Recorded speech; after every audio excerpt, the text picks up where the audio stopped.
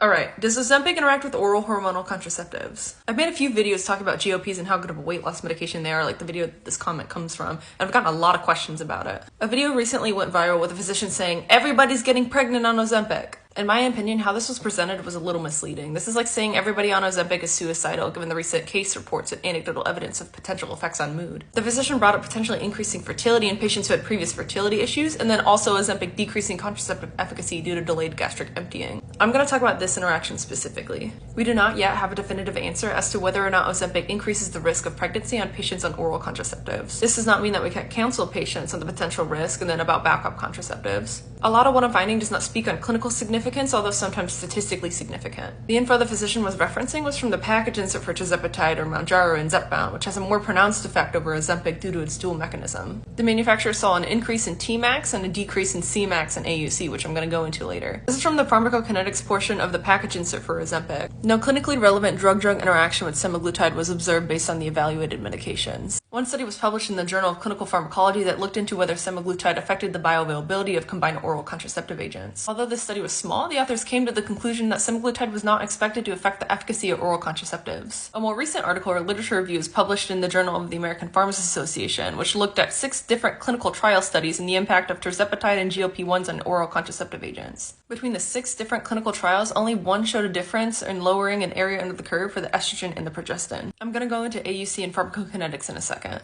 The other 5 trials did not show a statistically or clinically significant difference of impact of these GLPs on oral hormonal contraceptives. I like the graphs in the appendix. These 2 graphs specifically looked at the impact of area under the curve with ethinyl estradiol and a progestin when co-administered with a GLP-1. We saw the biggest decrease in AUC with tirzepatide. The light blue is area under the curve with ethinyl estradiol or the progestin with co-administration with the GLP-1. Alright, pharmacokinetics chat. First, what is bioavailability? Bioavailability is a term that we use to describe how much of a drug gets into the systemic formulation. We use this especially when comparing dosage forms. An example of a drug with poor oral bioavailability is vancomycin. This is why we don't use it for MRSA BSIs, bloodstream infections, or cellulitis. It has very little systemic absorption. I talked about this concept in my prodrug videos. Remember, this is something that gets metabolized into the active drug or form. We make prodrugs sometimes to enhance oral bioavailability. An example here is Valtrex or valcyclovir. It's a prodrug to acyclovir. It has greater oral bioavailability and then also a decrease in dosing frequency. The bioavailability of an IV drug is 100%. Another important pharmacokinetics term is AUC or area under the curve. This is a measure of total systemic exposure to a drug over a certain amount of time. This is one of my cheat sheets in Kinetics 1, but a simplified equation for area under the curve can be dose times bioavailability divided by clearance. This is one of my cheat sheets for Kinetics 2 if you're interested in what goes on behind the scenes for aminoglycoside and vancomycin IV dosing.